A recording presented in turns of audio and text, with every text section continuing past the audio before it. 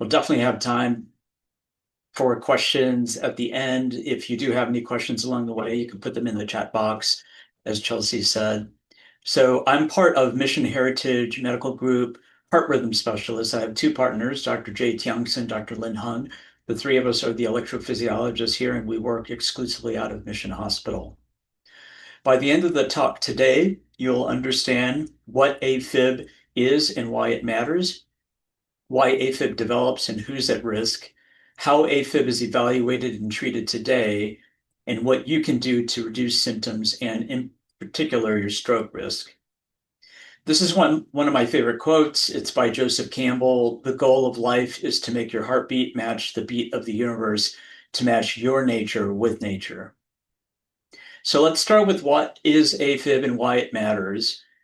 AFib, simply put, is an abnormality of the electrical system originating in the top left chamber in the left atrium. And essentially, you have numerous short circuits that are firing simultaneously.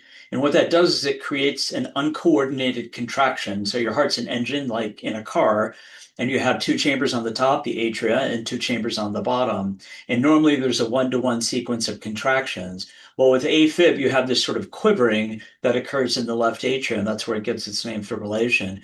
And so that results essentially in a reduced pump performance of the heart, which can contribute to a variety of different symptoms, as well as the formation of blood clots that can lead to stroke. It is the most common heart rhythm disorder worldwide.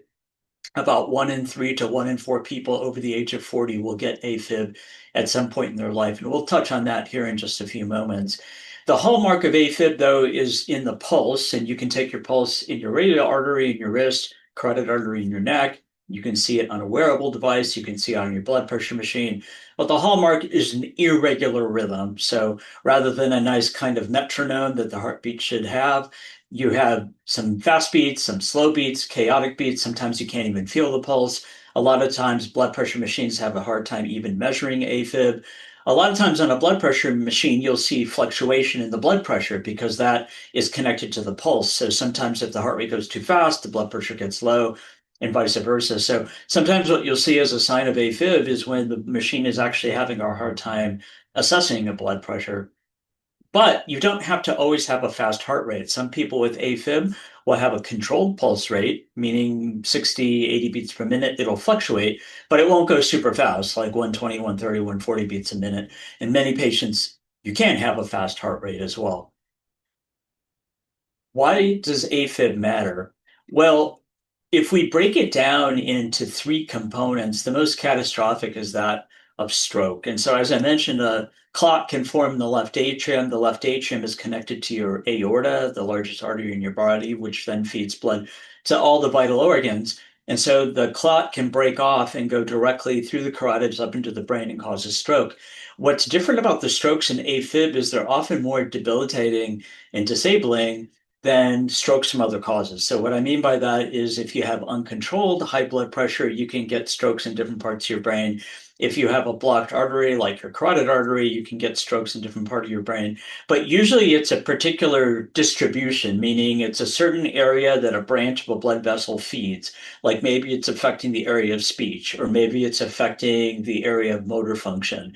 But with the case of AFib, because it's a clot, that clot can break up and shower and go into different parts of the brain so people can have a more intense, more severe stroke. The other thing about AFib, interestingly, is it's associated with dementia, and we're learning more and more about this.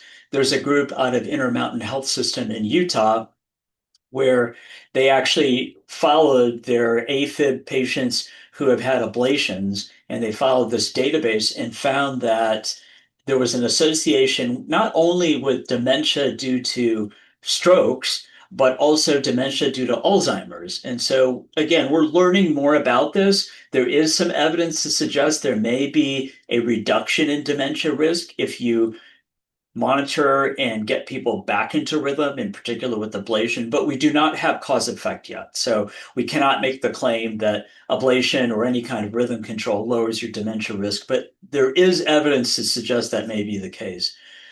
The other component of AFib that is problematic is the risk of congestive heart failure. So there's two kinds of congestive heart failure. There's heart failure with a preserved ejection fraction. There's heart failure with a reduced ejection fraction. Ejection fraction, or EF, is a measurement on echocardiogram and on ultrasound that shows how well your heart's pumping. So a preserved ejection fraction type of heart failure means that the ejection fraction is within normal limits, anywhere from 50 to 60% or higher. That's considered normal. But the heart muscle is stiff. It doesn't relax properly. So fluid tends to back up. You can get swelling in the legs. You can get fluid in the chest.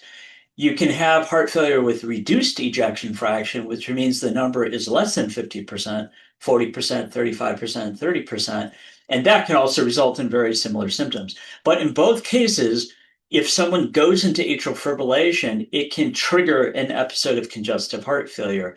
So if someone has pre-existing diagnosis of heart failure and they get AFib, it can cause the person to end up in the hospital. However, if you have AFib with no diagnosis of heart failure, if the AFib goes on long enough at very fast, uncontrolled rates. So what I mean by that is, say you're in AFib, you may not be aware you're in AFib, and your heart rate's going above 100 beats per minute for weeks, for months on end. That can lead to weakening of the heart muscle, what's called tachycardia, cardiomyopathy. Tachycardia means fast. Cardiomyopathy means an abnormality of the heart muscle function. And the important thing about that kind of weakening of the heart muscle and heart failure is if you restore the rhythm, if it's all due to AFib, you can often reverse the weakening of the heart muscle function. If you have heart failure from other causes, uncontrolled blood pressure, a prior history of heart attacks, valvular heart disease, then fixing the AFib or treating the AFib is an important part of the overall treatment of heart failure. And it becomes this vicious cycle. If you have heart failure that triggers AFib and the AFib triggers heart failure, you want to interrupt that cycle. So it's a common condition, AFib, in people who do have congestive heart failure. And there's a 2 times increased risk of cardiovascular mortality with people who have atrial fibrillation. With stroke, it's important to note that people may not have any symptoms of AFib prior to a stroke event. In fact, there's a condition called silent atrial fibrillation, AFib that you don't feel. And this is more common than you think. If you look at people who come into the hospital with a stroke, about 1 in 4 patients have what we call cryptogenic, which means they get the whole workup in the hospital and we can't find the cause of the stroke. The arteries are clean, etc. Well, in about a quarter of those patients, it's actually AFib, it's silent AFib that's doing it. And one of the ways we learned this was in pacemaker studies. So people who have pacemakers and defibrillators have the ability to, these devices have the ability to monitor for all episodes of AFib, even 30 seconds of AFib. And what was found in these pacemaker studies is they saw a correlation between the discovery of incidental silent AFib and risk of stroke. That led to the development of implantable loop monitors. These are tiny little devices we can inject under the skin that act as basically an EKG that can monitor the heart's rhythm 24/7. And we use these monitors in people who have been diagnosed with a stroke. People can't figure out the cause of the stroke. We will often implant these monitors to detect if they have AFib. And sometimes people can have an AFib event up to a year out from their stroke. So what that means is that, say someone has a stroke, we can't figure out the cause. If you just put on a Holter monitor for 24 hours or a patch monitor, which is good for like 14 days, or a telemetry monitor, which is good for like 30 days, you may not discover AFib, but that doesn't mean the person doesn't have AFib. So in people who have a stroke of unknown cause, it is a recommendation that we often will make to put in one of these implantable loop monitors. And the battery life for those is up to 4.5 years. The other important thing about silent AFib is sometimes when people show up and they're in AFib, one is thought to think, well, this just came out of nowhere. Well, AFib usually starts as paroxysmal, where you go in and out of episodes. And sometimes those episodes can be silent. Sometimes it could be while you're sleeping.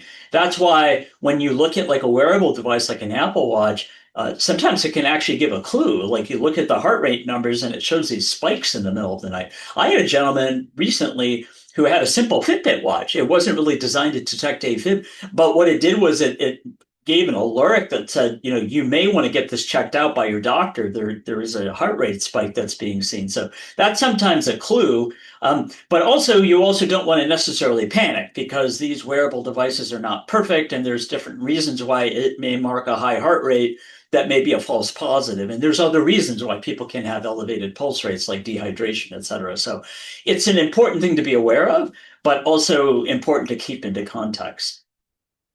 So AFib, there's three major types. There's paroxysmal, which is where that's how the disease starts, where you go in and out of AFib. The heart's able to autocorrect and restore normal rhythm.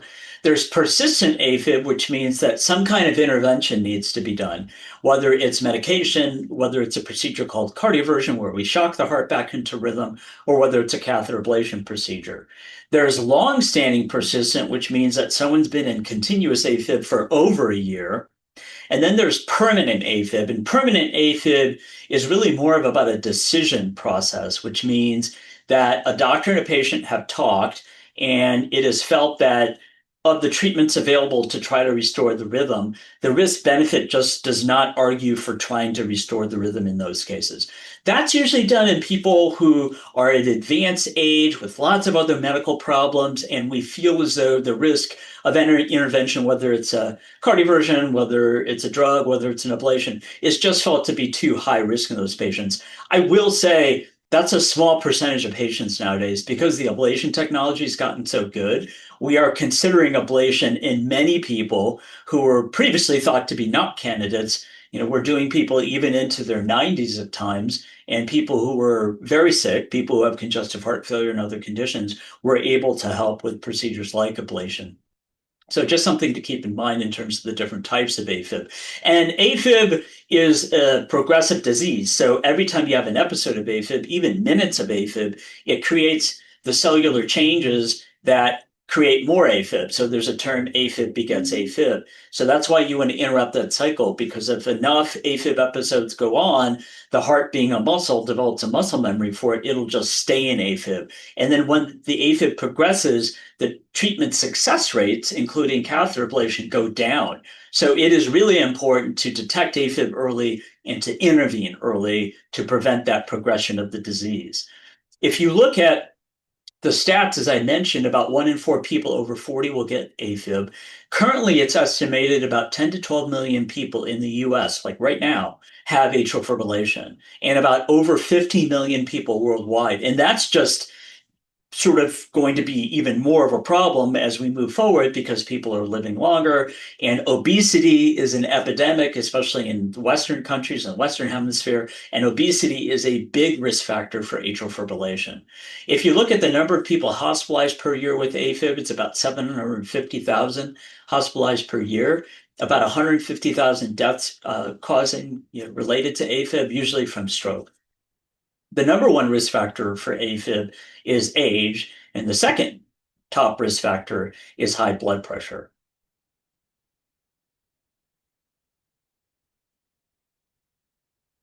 So AFib is increasing in the United States. As I mentioned, we have a growing population of people living longer, improved diagnosis, improved detection of atrial fibrillation with the wearable devices, as I mentioned.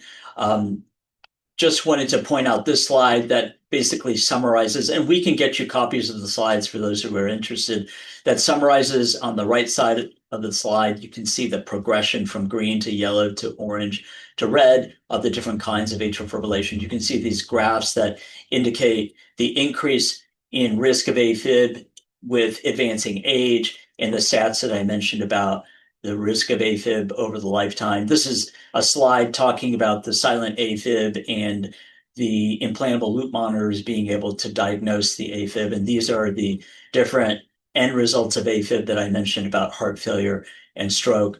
If you look at atrial fibrillation, it's on this slide on the right side on the EKG. You can see this very chaotic, rapid rhythm on the right, whereas normal sinus rhythm and normal electrical rhythm of the heart is on the left side. So the economic burden of AFib is significant. about $37–38 billion spent in 2020. It's estimated to be about $66 billion by 2035. There's an increase in the cost of hospitalization for AFib, largely related to heart failure and stroke, about 24%. So why does AFib develop? We kind of talked about that a little bit when I mentioned age, but if we break this down, if you think of AFib as the fire and you think of the risk factors as being the wood for that fire, and you think of triggers for a given episode of AFib as being like the matches, think of that kind of triangle. So if we look on the right side of this slide, the risk factors of AFib include age over 65. If people have a very high percentage of premature beats, premature atrial contractions, that can act as a risk for AFib. Obesity, I mentioned. Any kind of valvular heart disease, any type of congestive heart failure, as I mentioned. Diabetes is a big risk factor for atrial fibrillation. High blood pressure, as I mentioned. Sleep apnea is an under-recognized risk factor for AFib. So we have a very low threshold in a patient with atrial fibrillation to recommend getting a home sleep study. When people have episodes of sleep apnea where you stop breathing at night, it drops the oxygen level, which causes stress on the heart. That increases the risk of atrial fibrillation.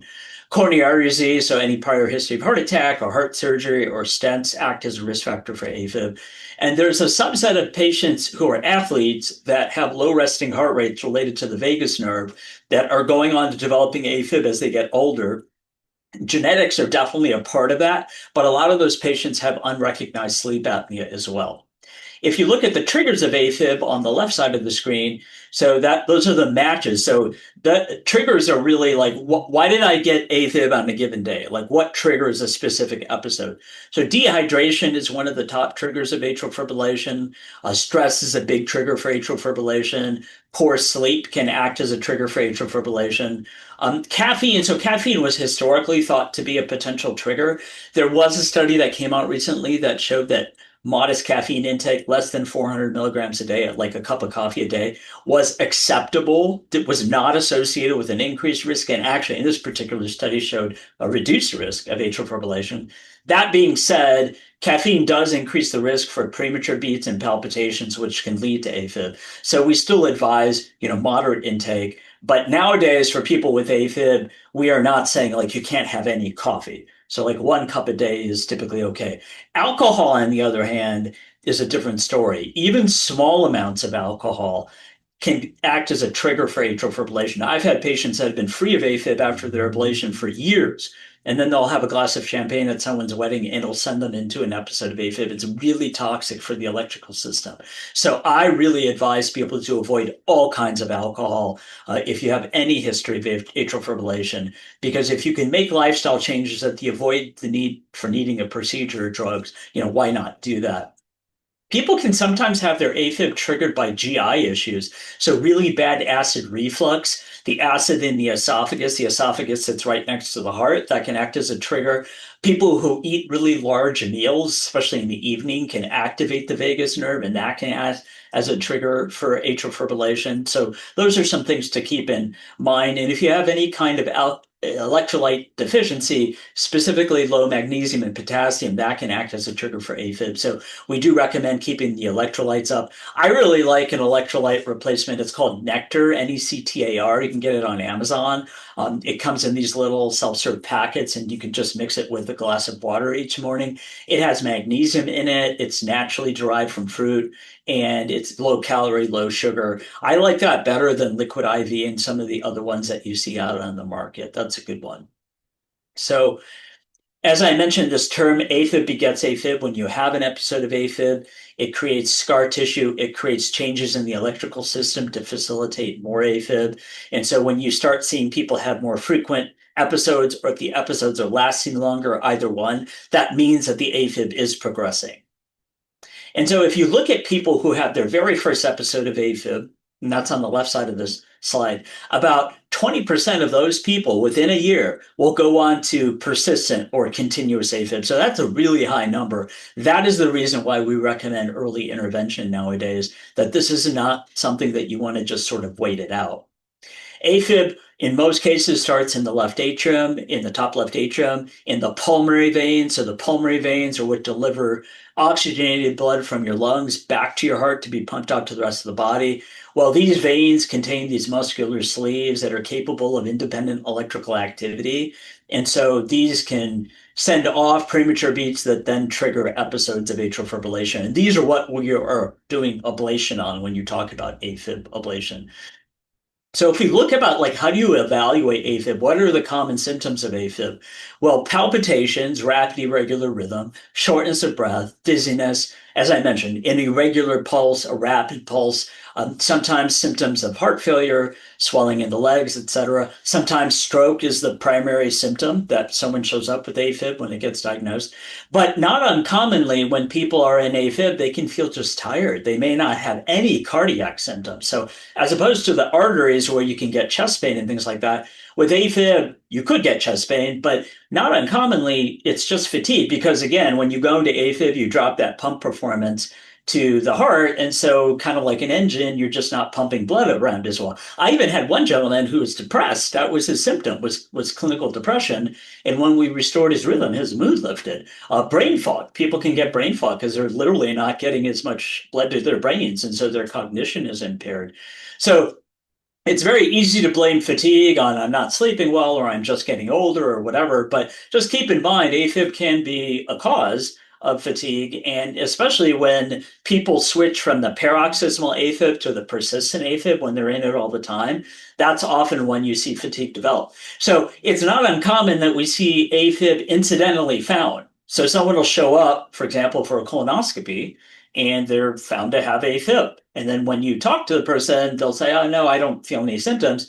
Well, when you really probe and you ask the questions, well, in the last 3 months or 6 months, have you noticed a reduction in your energy level? Have you not been able to do as much?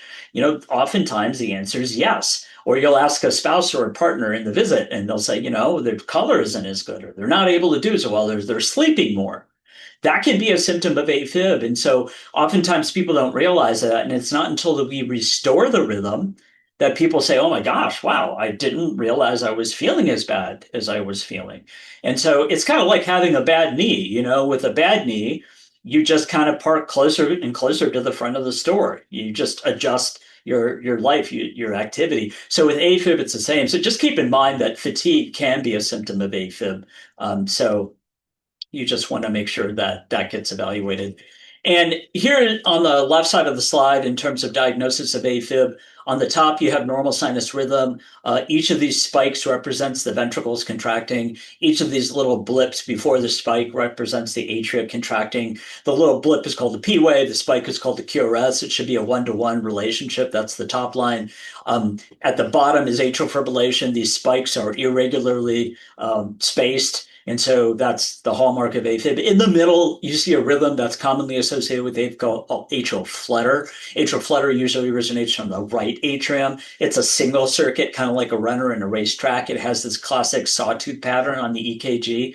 About 30% of people with AFib will get a flutter, and vice versa. People can have just a flutter, and they can go on to get AFib because the two rhythms kind of feed off each other. And in many cases, when we're doing an ablation procedure, we'll actually ablate both rhythms during the procedure. So with AFib, historically, an EKG is one way to diagnose it, but you have to be in AFib at the time the EKG is done. You can do a Holter monitor, which is good typically for about 3 days. But again, that's a small sampling time, so you may not pick up AFib. As I mentioned, we have these patch monitors like XioPatch. It's good for about 14 days. It's waterproof. It's like a little Band-Aid that goes on. It continuously records the rhythm. You can press a button if you feel symptoms. That's a helpful tool. You can have 30-day monitors. And then, as I mentioned, we have these implantable monitors. And then, of course, there's Apple Watch. There's CardioMobile, which is a little device that you can record with your fingers on an electrode, and then it'll download to your phone. You can send it to your physician. These have about an 85 to 90% accuracy with detection of AFib. The limiting factor is if you have any kind of oil on your fingertips or any kind of tremor, it'll cause the EKG to be abnormal, so it'll give you like an inconclusive result. If it says AFib on these devices, it's often accurate. If it says normal sinus rhythm, it's often accurate. If it says inconclusive, it can either be a recording artifact, or if you're having a lot of premature beats, it can show up And in some cases, it can misdiagnose and call it AFib when it's just premature beats. So it's important to kind of review that with your physician. So if we look at the treatment options for AFib, I'm going to sort of break it out into three different categories. You have the foundational aspects of care. So that goes into focusing on lifestyle and risk factor interventions, because that's really important when it comes to AFib. It's not just like you go in and have an ablation, you fix it and you're done. You really have to think of AFib as a body out of balance. And so you want to, just like any aspect of your health, you want to optimize those risk factors and lifestyle pieces. Stroke prevention. So stroke prevention is one of the foundational aspects of managing AFib. Then the second is the rhythm and rate management. So if you're in AFib and you have a rapid heartbeat, you want to be on medication that can help slow the heart rate so that it doesn't stress the heart and cause congestive heart failure. So most commonly, you use beta blockers like metoprolol or atenolol. You use calcium channel blockers like diltiazem to help slow the rate. There's an older drug called digoxin that we'll use in some cases. These don't do a very good job of restoring the rhythm. Sometimes they can, but in most cases they don't. They're really designed for the heart rate, so to prevent it from getting too fast. And of course, the problem with medications is side effects. Beta blockers often cause people to feel tired, can contribute to insomnia, can contribute to ED in men, can contribute to depression in many cases, or even asthma if someone has a history of asthma. Calcium channel blockers can cause swelling in the legs and constipation. There's another group of medications called antiarrhythmic drugs. These are drugs like flecainide and sotalol, and propafenone, Multac, dofetilide, amiodarone. These are designed to help either restore the rhythm or keep people in rhythm. The downside of these drugs is side effects and toxicities. Some of these drugs can actually cause dangerous heart rhythms like ventricular arrhythmias. So they're a use for all of these drugs. And many of you, or you may know people who are on these drugs, and they have their times that they're appropriate to use. But that's why a lot of research development has really gone into catheter ablation to try to get to, the curing the AFib if that can be done, or at least managing it in a better way than drug therapy. I always tell people, if you imagine AFib as a group of broken wires, drug or like duct tape, you can wrap the duct tape around the wire, it may work for a while, but about 50% of the time when you're on a drug, the AFib will break through on that. The body will form a resistance to the drug. Whereas ablation, you're trying to seal the actual insulation around the broken wire. But they have their role. And then cardioversion is a procedure that we do where we shock the heart back into rhythm. That will get someone out of AFib in that moment, but it won't prevent another episode of AFib. So it's important to realize that cardioversion is an intervention to restore the rhythm, but it doesn't prevent another episode of AFib. You have to do something. So whether that's modifying the lifestyle, losing weight, treating sleep apnea, avoiding alcohol, or whether that's in controlling the blood pressure, or whether that's a medication or an ablation, you have to do something in order to prevent the AFib from occurring. So yeah, foundational care, you have rhythm and rate management, and then you have procedural interventions. That's the third piece of the element of AFib care. So that includes primarily catheter ablation, but people ask, can you use a pacemaker to treat AFib? The answer is a pacemaker is really meant for low heart rate. It's meant to regulate the heart rate when it's too slow. So like you're fainting, or your heart rate's slow and you're feeling tired, or you're feeling dizzy. But people can have something called tachycardia syndrome, tachy meaning fast, brady meaning slow. And so it's not uncommon to have episodes of AFib and low heart rate. And the problem there is if you put someone on a drug to treat the AFib, like a beta blocker, it'll slow the heart rate down too much when they're in normal rhythm. So that's where a pacemaker can go in to prevent the heart rate from being too slow. And then you can use a drug to treat the fast heart rate, or do an ablation, for an example. There is Medtronic makes a pacemaker that has algorithms in it to treat AFib. It has an algorithm called atrial preference pacing, where it sees your rhythm, and then if it sees the premature beats that are going to trigger AFib, it'll actually pace a little bit faster to suppress them. The other thing it can do is called anti-tachycardia pacing, or ATP, where if it sees an episode of atrial fib or atrial flutter, it'll deliver these little silent electrical pulses to stop the arrhythmia. So it's not meant as a primary treatment, but it is a nice feature available in people who have pacemakers. Now, there is a pacemaker that's done in medically refractory AFib, continuous AFib, where you've already tried the traditional ablation approach of ablating the pulmonary veins, et cetera, and the AFib just keeps coming back no matter what. Someone's had multiple ablations, and you can't control the heart rate with just drugs alone. So the heart rate's just really, really fast. You can ablate the AV node, which is the central electrical system. The heart rate slows way down. And then you put in a pacemaker to regulate the heartbeat. Most importantly, AV node ablation does not restore the rhythm. It's not focused on the atrium. It's focused on the heart rate, the pulse rate. The pulse rate is not measuring what's happening in the atrium. AFib, it's like 600 beats a minute in the atrium. The pulse rate is measuring what's happening in the ventricle. So AV node ablation is usually done in combination with a pacemaker, or if you have a pre-existing pacemaker, AV node ablation can be done. We used to do a lot of it before, but when left atrial ablation became better and better and safer, pulmonary vein ablation, we are doing that much more nowadays than AV node ablation. So if we look at the lifestyle and risk factor interventions, probably the one that is most modifiable and has best outcome for AFib is treating the blood pressure. So really making sure the blood pressure is well treated, watching your salt take, regular exercise. Something to note, fish oil is associated with atrial fibrillation. It's not causal, but we do recommend people to avoid fish oil. As far as other supplements, avoid anything that has caffeine in it or has a stimulant in it. Sometimes, but it was blue. I think someone is. I think someone's microphone is on. I went ahead. Oh, thank you. Perfect. So weight management, as I mentioned, weight management, obesity is a big risk factor for AFib. There's studies out of Australia that show that if you lose weight before an ablation and after an ablation, you actually have a lower chance of recurrent AFib. Sleep apnea treatment is critical. If someone doesn't tolerate CPAP, I really advise them to see a sleep specialist because often it's an issue with the pressure settings or the machine, or sometimes there's other options like a dental appliance or the implantable Inspire device. Alcohol reduction or cessation is a big part of the lifestyle intervention. And then stress and nervous system regulations. What I mean by that is stress is a trigger for AFib. There was actually a study out of Kaiser where they looked at pacemaker patients and they studied them and they randomized people to doing yoga versus no yoga. And they found that the yoga patients actually had a lower chance of atrial fibrillation. And so that's one of the exercises that I often recommend because it's good for mind and body. Any kind of breath work that helps to activate the parasympathetic nervous system, calm the stress response can help with cardiac arrhythmias and heart health in general. Lowers blood pressure, lowers heart rate. I'm a big fan of mindfulness. I recommend the Calm app is a good example of one. Simple breath work like box breathing where you breathe in 4 seconds, you hold 4 seconds, breathe out 4 seconds, hold 4 seconds.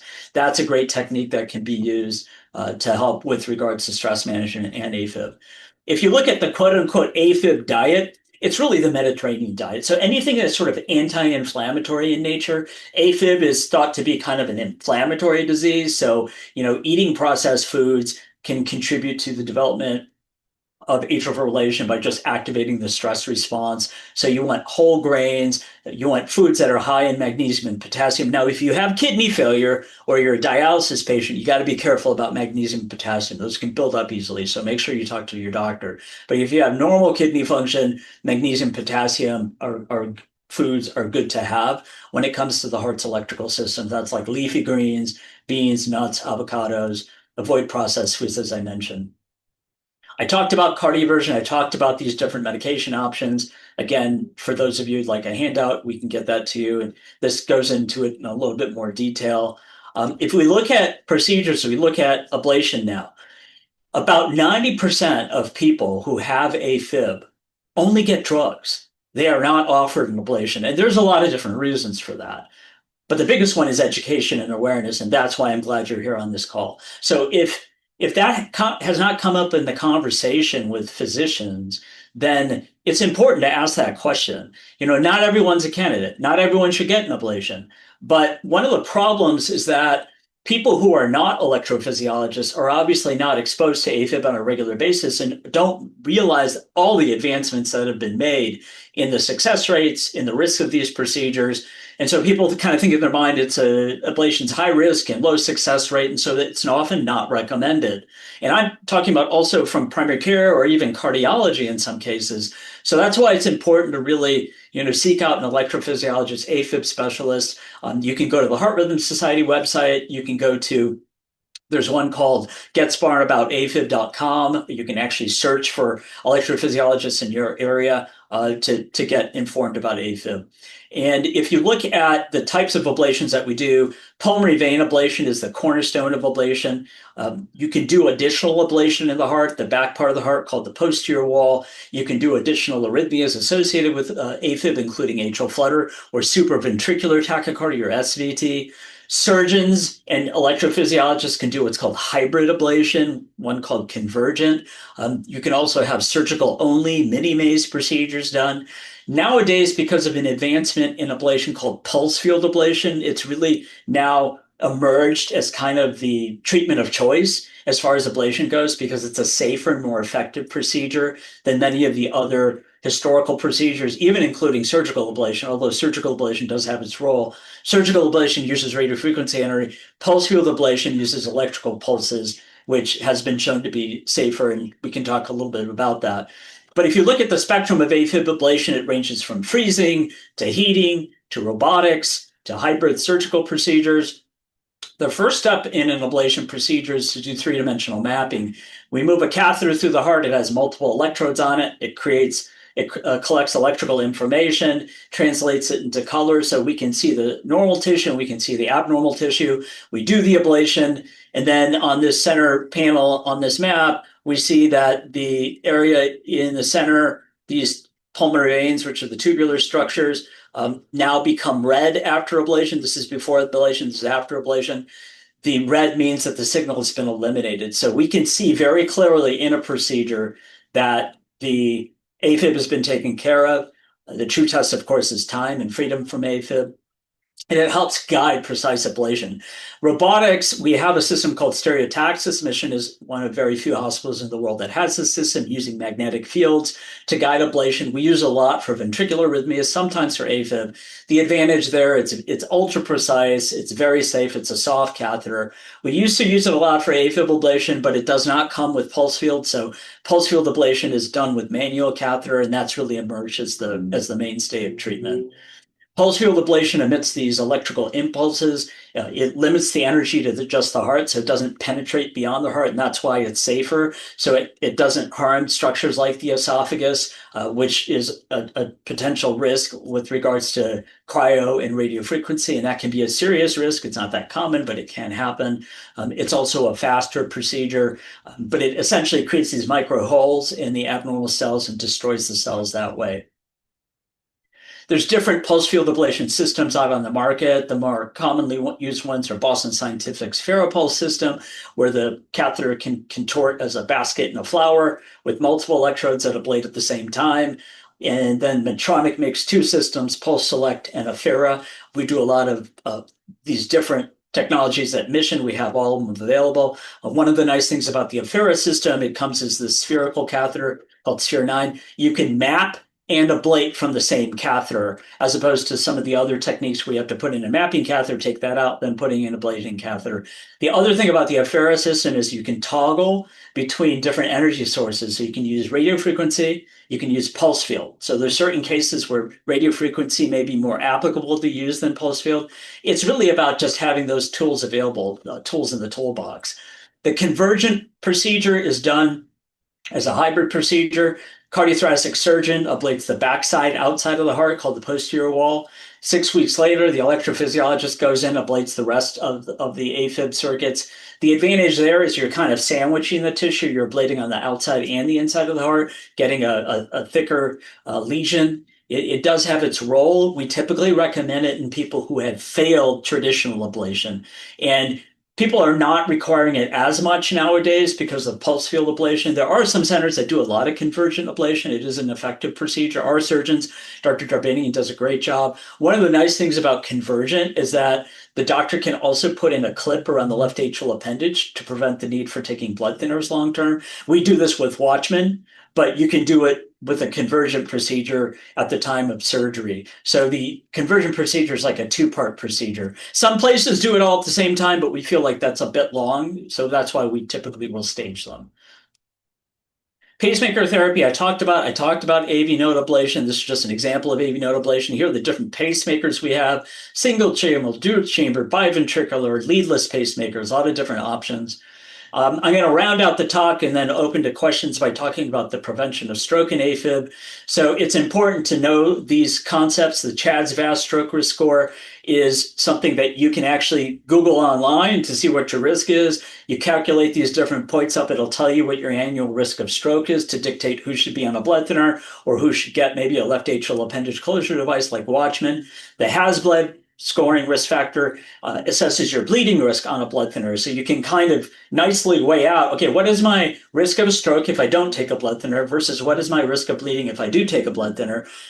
Not everyone necessarily needs to be on a blood thinner, but there are definitely people who are at risk for stroke, and not being on a blood thinner really can put you at significant risk for stroke. But now that we have these left atrial appendage closure devices like Watchman, it is really a nice option. We do the Watchman and ablation at the same time in some cases, although at our facility, we still think it's better to stage those procedures for different reasons. So the field is moving towards minimally invasive, more effective, focusing on cure, focusing less on medications. So with the different blood thinners we have, warfarin's been around a long time, or Coumadin. The downside is that you have to track blood levels. It can interfere with diet and medication. Other blood thinners, the direct-acting anticoagulants, Eliquis, Xarelto, Pradaxa, are very effective. Aspirin does not have a lot of stroke prevention for AFib, yet has a bleeding risk. So there's a role for aspirin in certain situations, but it is really fallen out of favor in many cases. Left atrial appendage closure, we have the Watchman device, we have the Amulet device by Abbott, and then of course the AtriClip. And this is just an example of how the Watchman is implanted. It goes up the exact same way as an ablation from the right femoral vein up into the heart. And then we have the structure called the left atrial appendage, which is where the clots form. I tell people that when you take a blood thinner, it prevents clots from forming in that structure. The Watchman's like putting a plug over the hole, so to speak, and the body forms a tissue lining over it, effectively excluding this structure, the sac, the appendage from the rest of the heart. It's not necessary. It serves no useful purpose other than to cause problems. And with here's an example of an X-ray during a Watchman procedure where we start off by injecting dye into the left atrial appendage. That's what you're seeing here. And then in this slide, it's hard to see on a Zoom call, but the device is being deployed, and then we inject dye afterwards to make sure there's no leak. On this far side, you can see this top structure here, that's called a sheath. That's the delivery system. And then the Watchman device itself is this small little ball that when we deploy it, expands a little bit larger. It comes collapsed within the tube, but you can see that when it is in the side of the ball, that it's very deformable. Okay, so the risk of perforation, of traumatizing the heart is low using this technique, using the ball. And this just shows you a little bit more details about the Watchman device. And in this particular case, it's an example of a combined Watchman and ablation procedure.